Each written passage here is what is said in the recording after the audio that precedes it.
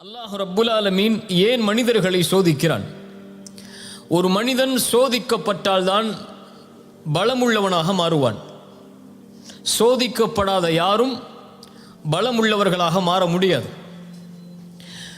இந்த உலகத்திலே கிடைக்கக்கூடிய விலையுயர்ந்த உலோகங்களாக எதுவாக இருக்கலாம், அவற்றை உருவாக்குவதற்கு பல சிரமங்கள் தேவை. அது பல வடிவ மாற்றங்களுக்கு உட்படுத்தப்பட வேண்டும். அப்படியா இல்லையா? அந்த வடிவ மாற்றங்களுக்கு உட்படுத்தப்பட்டால்தான் அது உயர்தர நிலைக்கு வர முடியும். தங்கமாக இருக்கலாம், வைடூரியமாக இருக்கலாம், எதுவாக இருந்தாலும் சரி. அதுபோல்தான் மனிதன் இந்த உலக வாழ்க்கையில் வெற்றியை சுவைக்க வேண்டுமென்றால் அவன் சோதிக்கப்பட வேண்டும். தோல்விகளையும் விமர்சனங்களையும் அல்லது புறக்கணிக்கப்படக்கூடிய நிலைமைகளையும் சந்திக்காமல் இந்த உலகத்தில் யாரும் வெற்றியை அனுபவிக்க முடியாது. இந்த உலக வாழ்விலும் சரி, மறுமையிலும் சரி. சோதனைக்கு உள்ளாக்கப்பட்டால்தான் வெற்றி கிடைக்கும். தோல்வியை சந்தித்தால்தான் ஒருவன் வெற்றியை சுவைக்க முடியும். தோல்வியை சந்திக்காத வெற்றியாக இந்த உலகத்திலும் நாளை மறுமையிலும் கணக்கிடப்படாது. அல்லாஹ் ரப்புல் ஆலமீன் சூரத்துல் அன்கபூத்துடைய 1, 2, 3 வசனத்தில் அல்லாஹ் அதை தெளிவுபடுத்துகிறான். அலிஃப் லாம் மீம் அர்த்தத்தை அல்லாஹ் அறிந்தவன். ஹஸிபன் நாசு அய்யுத்ரகு அய்யகூலு ஆமன்னா வஹும் லா யுஃப்தனூன். லா இலாஹ இல்லல்லாஹ் என்று நீங்கள் கூறிவிட்டால், நீங்கள் முஸ்லிம்களாக மாறிவிட்டால், இறைவனுக்கு நெருக்கமானவர்களாக மாறிவிட்டால் அல்லாஹ் உங்களை சோதிக்காமல் விட்டு விடுவான் என்று எண்ணிக்கொண்டீர்களா? வலகத் ஃபதன்னா, இறைவன் சோதித்திருக்கிறான் உங்களுக்கு முன்னால் உள்ள சமூகத்தையும். ஃபலயஅலமன்னல்லாஹு அல்லதீன ஸதகு வலயஅலமன்னல் காதிபீன். ஏன் அந்த சோதனை? அந்த சோதித்து யார் வெற்றி பெறுபவர்கள், யார் உண்மையாளர்கள், அதில் யார் தோற்று பொய்யர்களாக மாறுபவர்கள் என்பதை இறைவன் பிரித்தறிந்துதான் உங்கள் ஈமானை இறைவன் அங்கீகரிப்பான். புரியுதா? யாராக இருந்தாலும் சரி, அவர்கள் இந்த உலகத்திலேயே உயர்ந்த நபிமார்களாக இருந்தாலும் சரி, அல்லது ஈமானில் கடைசி தரமுடையவனாக இருந்தாலும் சரி, இறைவனையே மறுக்கக்கூடியவனாக இருந்தாலும் சரி, எல்லோர்களுக்கும் இந்த சோதனை என்பது பொதுவானது. பாவிகளை, இறைவனுக்கு மாறு செய்பவர்களை மட்டும்தான் இறைவன் சோதிப்பான் என்றால் நபிமார்கள் இறைவனால் சோதிக்கப்பட்டிருக்க மாட்டார்கள். உண்மையா இல்லையா? இப்ப நபிமார்களையும் இறைவன் சோதித்திருக்கிறான், பசியை கொண்டு சோதித்திருக்கிறான், அவர்களை மறுக்கக்கூடியவர்களை அவர்களுடைய உறவிலிருந்தே ஏற்படுத்தி சோதித்திருக்கிறான். நபி நூஹை சோதித்தான், யாரை கொண்டு? மகனை கொண்டு. நபி லூத்தை சோதித்தான், யாரை கொண்டு? மனைவியை கொண்டு. இப்ராஹிமை சோதித்தான், தந்தையை கொண்டு. அல்லாஹுடைய ரசூலை சோதித்தான், அவர்கள் விரும்பியவர்களுக்கு ஹிதாயத்தை வழங்காமல். அல்லாஹ் ரப்புல் ஆலமீன் பாவிகளை மட்டும்தான் சோதிப்பான் என்று கிடையாது. அல்லதி ஹலகல் மௌத வல் ஹயாத, சூரத்துல் முல்க் 2வது வசனம். அல்லாஹ் சொல்கிறான், அல்லதி ஹலகல் மௌத வல் ஹயாத லியப்லுவக்கும் அய்யுக்கும் அஹ்ஸனு அமல. வாழ்வையும் மரணத்தையும் இறைவன் ஏற்படுத்தியதன் நோக்கமே சோதனைக்காகத்தான். இப்ப சோதனை என்பது இந்த உலகத்திலே பொதுவானது. ஆனால் மனிதர்களை பொறுத்தவரை இழப்புகளை மட்டும்தான் சோதனையாக மனிதர்கள் கருதுவார்களே தவிர பெறுவதை சோதனையாக கருத மாட்டார்கள். செல்வம் கிடைப்பதை யாரும் சோதனையாக கருதுவதில்லை. செல்வம் எடுக்கப்பட்டால் தான் இறைவன் சோதிக்கின்றானா என்ற கேள்வி வருகிறது. சுகமாக வாழும்போது இறைவன் சோதிக்கிறானா என்ற கேள்வி யாருக்கும் வருவதில்லை. நோய் ஏற்பட்டால் தான் இறைவன் சோதிக்கிறானா என்ற கேள்வி வருகிறது. வியாபாரத்தில் லாபம் கிடைத்தால் இறைவன் சோதிக்கிறானா என்ற கேள்வி வருவதில்லை. வியாபாரத்தில் நஷ்டமடைந்து ஏமாற்றப்பட்டால் அவன் நினைக்கிறான் இறைவன் என்னை சோதிக்கிறான் என்று. அல்லாஹுடைய பார்வையில் எல்லாம் சோதனை தான். மனிதனை பொறுத்தவரை இழப்புகள் மட்டும்தான் சோதனை. அப்படி மனிதனாக இருந்து இழப்புகளை மட்டும் நீ சோதனையாக கருதினால் வபஷ்ஷிரி சாபிரின், பொறுமையாளர்களுக்கு நற்செய்தி உண்டு. பொறுமையாளர்கள் என்றால் யார்? யார்? சோதனை வந்துருச்சுன்னு கதவை போட்டுக்கிட்டு வீட்டில் உட்கார்றவங்க பொறுமையாளர்களா?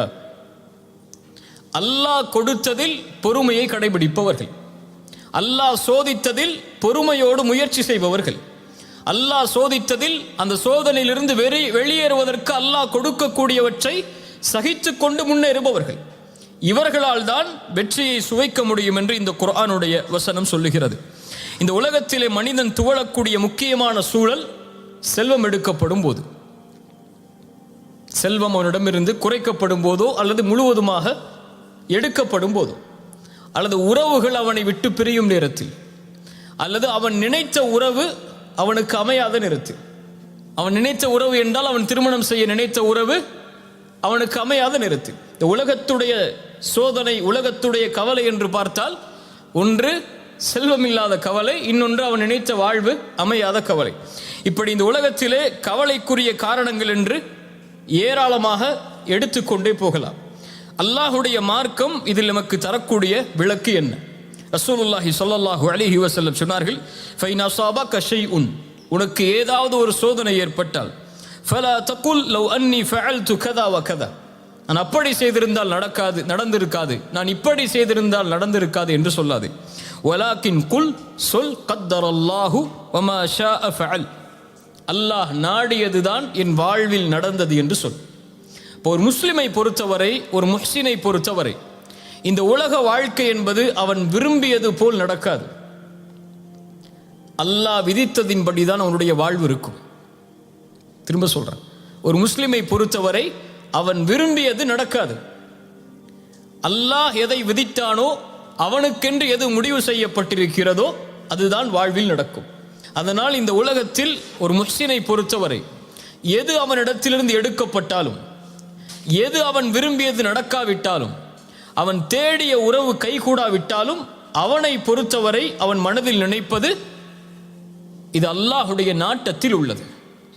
என் இறைவன் எனக்கு எப்போதும் நலவைத்தான் நாடி இருப்பான். எனக்கு அநீதம் செய்பவன் இறைவன் அல்ல, எனக்கு நலவு செய்பவன் தான் என் இறைவன். என் தாய் எனக்கு கெடுதல் நினைக்க மாட்டாள், என் தந்தை எனக்கு கெடுதல் நினைக்க மாட்டாள், என்னை நேசிக்கக்கூடியவன் எனக்கு கெடுதல் நினைக்க மாட்டான். அதுபோல்தான் என்னை படைத்தவன் இவர்களை விடவெல்லாம் மேலானவன், அவன் ஒருபோதும் எனக்கு கெடுதல் நினைத்திருக்க மாட்டான். அவன் நாடியது நடந்திருக்கிறது, நடப்பது எனக்கு நல்லது, நான் அதை விரும்பாவிட்டாலும் என்பதைத்தான் ஒரு முஃமின் தன்னுடைய வாழ்க்கையின் அடிப்படையாக கொண்டிருப்பான். அல்லாஹ் அதைத்தான் சொல்கிறான், ஒன்றை நீங்கள் வெறுப்பீர்கள், ஆனால் அது உங்களுக்கு சிறந்ததாக அமையும். நீங்கள் ஒன்றை நேசிப்பீர்கள், அது உங்களுக்கு தீயதாக அமைந்திருக்கும். வல்லாஹு யஅலம் வ அன்தும் லா தஅலமூன், அல்லாஹ் தான் அறிந்தவன், நீங்கள் அறியாதவர்கள். உங்களை படைத்த இறைவன் தான் உங்களுக்கு எது நலவு என்று தெரிந்தவன். இந்த நேரத்தில் இந்த செல்வம் குறைக்கப்படுவதால் என்ன நலவு இருக்கிறது என்பதை இறைவன் அறிந்தவன். வபஷ்ஷிரி ஸாபிரீன், நீ பொறுமையோடு இருந்து உன் பாதையில் செல், நீ அறிந்து கொள்வாய் அது என்ன நலவு என்று. உனக்கு ஒரு உறவு கைகூடாவிட்டால், நீ விரும்பிய வாழ்வு உனக்கு அமையாவிட்டால், விரும்பாத வாழ்வு அமைந்து விட்டால் ஏற்றுக்கொள், இறைவன் அதைத்தான் உனக்கு விதித்திருக்கிறான். ஏன் அல்லாஹ் விதித்திருக்கிறான் என்ற கேள்விக்கு பதிலை தேட வேண்டும் என்றால் பொறுமையோடு இரு. பொறுமையோடு இருந்தால் ஏன் இது நடக்கிறது என்பதை நீ அறிந்து கொள்வாய். அல்லாஹுடைய தூதர் ஸல்லல்லாஹு அலைஹி வஸல்லம் அவர்கள் உம்மு சலமா ரலியல்லாஹு அன்ஹா அவர்களுடைய கணவன் அபூ சலமா மரணித்ததற்கு பிறகு ஒரு செய்தியை சொல்லி அனுப்புகிறார்கள். உம்மு சலமாவிற்கு சொல்லுங்கள் ரலியல்லாஹு அன்ஹா, ஒரு முஸ்லிம் சோதிக்கப்பட்டால் அவன் சொல்லட்டும், அல்லாஹ் ரப்புல் ஆலமீன் நாடியதுதான் நடந்திருக்கிறது. இன்னா லில்லாஹி வ இன்னா இலைஹி ராஜிஊன், யா அல்லாஹ் இந்த முசீபத்தை என்னிடத்திலிருந்து நீக்கி இதற்கு பதிலான நலவை என்னுடைய வாழ்வில் ஏற்படுத்து என்று சொல்லட்டும் என்று உம்மு சலமாவிற்கு ரசூலுல்லாஹி ஸல்லல்லாஹு அலைஹி வஸல்லம் செய்தி அனுப்புகிறார்கள். அவருடைய கணவனுடைய மரணத்திற்காக ஒரு உறவை பிரிகிறார்கள். என்ன சொல்லுகிறார்கள்? யா அல்லாஹ் எனக்கு சிறந்ததை கொடு என்று கேட்க சொல்லுகிறார்கள். உம்மு சலமா அறிவாளி, உடனே சொன்னார்கள், அபூ சலமாவை விட சிறந்த கணவரை அல்லாஹ் எனக்கு கொடுப்பாடா என்று. என்ன கேட்டார்கள்? அபூ சலமாவை விட சிறந்த கணவரை இறைவனுக்கு கொடுக்க முடியுமா என்று. அல்லாஹ் ரப்புல் ஆலமீன் அந்த கேள்விக்கு பதிலாக அல்லாஹுடைய ரசூலை கொடுத்தான். ரசூலை விட அபூ சலமா பெரியவர் அல்ல, சிறந்தவராக இருக்கவும் முடியாது. ரசூலுல்லாஹி ஸல்லல்லாஹு அலைஹி வஸல்லம் அவர்களை அல்லாஹ் ரப்புல் ஆலமீன் திருமணம் முடித்து கொடுத்தான். இந்த உலக வாழ்வு இப்படித்தான். ஃபஇன்ன மஅல் உஸ்ரி யுஸ்ரன் இன்ன மஅல் உஸ்ரி யுஸ்ரா, சிரமத்தோடு இன்பம் என்பதும் சேர்ந்து வரும், சிரமத்தோடு இன்பம் என்பதும் சேர்ந்து வரும். இப்னு அப்பாஸ் சொன்னார்கள் ரலியல்லாஹு அன்ஹு, இந்த வசனத்திற்கு விளக்கமாக சூரத்து ஷரஹ்ல வரக்கூடிய இந்த வசனத்திற்கு அல்லாஹ் ரப்புல் ஆலமீன் பஅத் என்ற வார்த்தையை பயன்படுத்தவில்லை, மஅ என்ற வார்த்தையை அல்லாஹ் பயன்படுத்தி இருக்கிறான். அல்ஹம்துலில்லாஹ். பஅத் என்றால் சிரமத்திற்கு பிறகு இன்பம் வரும், ஆனால் அல்லாஹ் சொல்லுவது சிரமத்தோடு இன்பம் வரும். சிரமம் வந்தால் அதன் தொடர்ச்சி அடுத்து இன்பம்தான். நீ பொறுமையாக சகிக்க வேண்டியது அந்த சிரமத்தை தான். இருள் இருக்கிறது என்றால் நீ கழிக்க வேண்டியது அந்த இருளைத்தான். வெளிச்சம் மறுநாள் காலையில் இருக்கிறது. நீ கவலையில் இருளாகிவிட்டது என்று நினைத்தால் வெளிச்சத்தை பார்க்க முடியாது. இதைத்தான் அல்லாஹ் ரப்புல் ஆலமீன் நபிமார்களுக்கும் பாடமாக புகட்டினான். சூரா யூசுஃபுடைய 110வது வசனத்தில் அல்லாஹ் சொல்கிறான், ஹத்தா இதஸ்தைஅஸர் ருசுலு வதன்னு அன்னஹும் கத் குதிபு. நபிமார்கள் அழைப்பு பணி செய்கிறார்கள். நபி நூஹ் அழைப்பு பணி செய்கிறார். இறைவனின் பக்கம் மக்களை அழைத்துக் கொண்டே இருக்கிறார். ஆனால் மக்கள் எல்லோரும் அவர்களை வெறுக்கிறார்கள், புறக்கணிக்கிறார்கள், பொய்யர் என்கிறார்கள், சூனியக்காரர் என்கிறார்கள். என்ன நினைத்துக் கொண்டார்கள் நபிமார்கள்? இனிமேல் நம்மை யாரும் நம்பிக்கை கொள்ளக்கூடியவர்கள் உருவாக மாட்டார்கள் என்று நினைக்கும் போதுதான் ஜாஅஹும் நஸ்ருனா, அல்லாஹ் அவர்களுக்கு உதவி செய்வான். அல்லாஹ் அவர்களை அதுவரை அந்த நம்பிக்கையின்மையை அல்லாஹ் ஏற்படுத்தி கொண்டே இருப்பான். அந்த நம்பிக்கையின்மை ஏற்பட்டு முடிந்தது என்று நினைக்கும் போது அல்லாஹ் உதவி செய்வான். ஜாஅஹும் நஸ்ருனா. அதனால் அல்லாஹ் ரப்புல் ஆலமீன் ஒரு முஃமினுக்கு சொல்லக்கூடியது, செல்னி சோதனை வந்தால் துவண்டு உட்காராது, சிரமம் வந்தால் உன்னை அழித்துக் கொள்ளாது. ஏன்? ஒரு முஹ்சின் அப்படி இருக்க மாட்டான். இஹ்சானுக்கும் இதுக்கு என்ன சம்பந்தம்? நீ உள்ள யோசிச்சிங்கல்ல, இஹ்சானுக்கும் இதுக்கும் என்ன சம்பந்தம் என்று சூரத்துல் அன்கபூத் சொல்கிற 69வது வசனத்தில், வல்லதீன ஜாஹது ஃபீனா லனஹ்தியன்னஹும் சுப்லனா வ இன்னல்லாஹ லமஅல் முஹ்சினீன். சூரத்துல் அன்கபூத் 69வது வசனம். வல்லதீன ஜாஹது ஃபீனா, எம்முடைய பாதையில் யார் முயற்சி செய்கிறார்களோ, வரக்கூடிய சோதனைகளில், வரக்கூடிய சிரமங்களில், வரக்கூடிய இழப்புகளில் யார் எம்முடைய பாதையில், அதாவது அல்லாஹ்விற்காக, அல்லாஹ்வை நோக்கமாக கொண்டு, அல்லாஹ்வை மனதில் நிறுத்தி யார் முயற்சி செய்கிறார்களோ, நிச்சயமாக நாம் அவர்களின் பாதையை திறந்து வைத்தே தீருவோம். லனஹ்தியன்னஹும் சுப்லனா. ஏன்? வ இன்னல்லாஹ லமஅல் முஹ்சினீன். இப்படி போராடக்கூடிய, இப்படி சிரமங்களை எதிர்த்து நிற்கக்கூடிய, இப்படி சோதனையின் போது முயற்சி செய்யக்கூடிய இந்த முஹ்சின்களோடு அல்லாஹ் இருக்கிறான். இப்ப சோதனைகளில் போராடுபவன் முஹ்சின், சோதனைகளை எதிர்கொள்பவன் முஹ்சின், சோதனையில் வெற்றி காண்பதற்காக முயற்சி செய்பவன் முஹ்சின். அவன் மனதிலே நினைப்பது அல்லாஹுடைய நாட்டம் நடந்திருக்கிறது. ஒவ்வொன்றிற்கும் ஒரு காலம் உண்டு. அந்த காலம் வரும் வரை அவன் காத்திருந்துதான் ஆக வேண்டும். இதுதான் உலகம் சொல்லக்கூடிய பாடம். ஒரு மரம் மரமாக வேண்டுமென்றால் அதற்கென்று ஒரு காலம் இருக்கிறது. ஒரு கட்டிடம் கட்டிடமாக உருவாக வேண்டுமென்றால் அதற்கென்று ஒரு காலம் இருக்கிறது. இந்த உலகத்திலே ஒவ்வொன்றுக்கும் ஒரு காலம் இருக்கிறது. அந்த காலம் வரும் வரை பொறுமையோடு இருந்து முயற்சி செய்பவர்கள் வெற்றி பெறுவார்கள். இன்றே நடக்க வேண்டும் என்று நினைப்பவர்கள் கவலையையும் துன்பத்தையும் தன்னுடைய வாழ்வில் இணைத்துக் கொண்டே நகர்ந்து கொண்டிருப்பார்கள். காலம் வரும் வரை முயற்சியை கைவிடாமல் யார் முயற்சி செய்கிறார்களோ அவர்களுக்கு அல்லாஹ் ரப்புல் ஆலமீன் உதவி செய்து கொண்டே இருப்பான். இப்போ மனிதனாக பிறந்தவன் முயற்சி செய்து கொண்டே இருப்பான். துவண்டு உட்காருவது மனிதனுடைய குணமல்ல. அவனுக்கு முடியும் வரை அவன் போராடி கொண்டே இருப்பான்.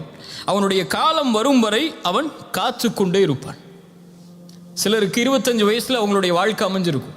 சிலருக்கு 30 வயசுல தான் அமையும்னா 30 வயசு வரை அவன் காத்திருந்து தான் ஆகணும். அப்படியே இல்லையா? 40 வயசுல தான் அமையும்னா 40 வயசு வரைக்கும் காத்திருந்து தான் ஆகணும். இப்ப காத்திருக்கக்கூடிய நேரத்தில் யார் அவசரப்பட்டு இன்று ஏன் எனக்கு அவனை போன்ற வாழ்க்கை இல்லை, இன்று ஏன் எனக்கு அவருடைய வாழ்வை போன்ற வாழ்க்கை இல்லை என்று நினைத்தால் அவன் என்ன ஆவான்? முயற்சி செய்ய மாட்டான், துவண்டு உட்கார்ந்து விடுவான். ரசூலுல்லாஹி ஸல்லல்லாஹு அலைஹி வஸல்லம் மக்காவுடைய வெற்றிக்கு செல்கிறார்கள். மக்காவுடைய வெற்றிக்கு ரசூலுல்லாஹி ஸல்லல்லாஹு அலைஹி வஸல்லம் செல்லுவதற்கு எத்தனை ஆண்டுகளாய் ஆனது? ரசூலுல்லாஹி ஸல்லல்லாஹு அலைஹி வஸல்லமுடைய 11 வருஷ மக்காவுடைய வாழ்க்கை, அதன் பிறகு நடந்த மதீனாவுடைய வாழ்க்கை, அத்துணை ஆண்டுகள் தேவைப்பட்டது மக்காவுடைய வெற்றிக்கு. ஒரு நபிக்கு அல்லாஹ் மக்காவிலேயே வெற்றியை கொடுத்திருக்கலாம், மதீனாவிற்கு அழைத்து செல்லாமல். ஏன் மதீனாவிற்கு அழைத்து செல்ல வேண்டும்? ஏன் அத்துணை போர்க்களங்களை சந்திக்க வேண்டும்? ஏன் அத்துணை இழப்புகளை அல்லாஹுடைய தூதர் சந்திக்க வேண்டும்? இப்போ ஒரு வெற்றி என்பது இழப்புகளுக்கும் சோதனைகளுக்கும் பிரச்சனைகளுக்கும் விமர்சனங்களுக்கும் புறக்கணிக்கப்படுவதற்கு பிறகுதான் நடக்கும் என்பதை நபிக்கு அல்லாஹ் உணர்த்தும் போது நாம் யார்?